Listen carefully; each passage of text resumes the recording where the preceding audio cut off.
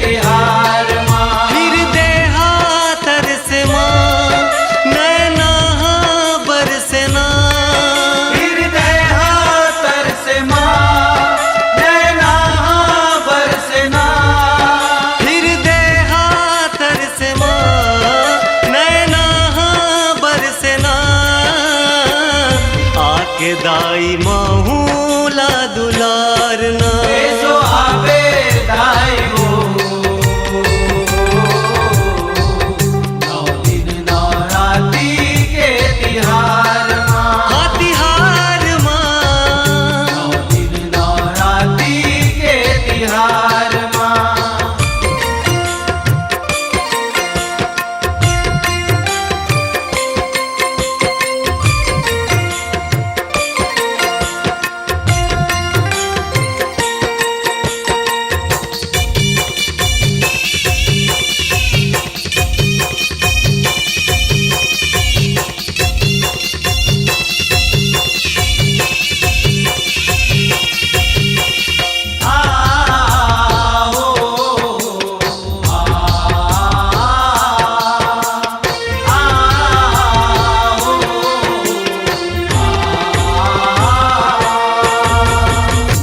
हड़िया के मुँह दाई पर मामू दागे। बर्री मामू दागे दाई बर्री मामू दागे। जगता न बाना मारे हृदय दागे। हृदय दागे दाई हृदय दागे। अपन पाव माँ करो खाओ दाई कोने ला देखा। अपन पावे माँ करो घाव दाई कोने ला देखा। अपन पाव माँ करो घाव दाई कोने ला देखा। दुख के पुछैया नहीं बाजार माँ। जो आवे दाई हो नौ दिन नवरात्रि के तिहार माँ। हाँ तिहार माँ। नौ दिन नवरात्रि के तिहार माँ।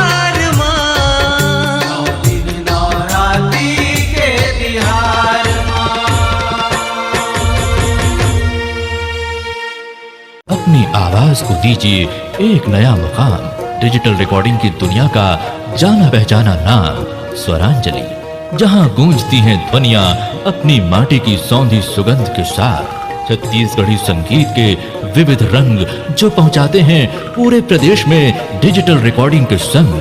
स्वरांजलि स्टूडियो, नेमीचंद गली नंबर 2, गंजपारा, रायपुर।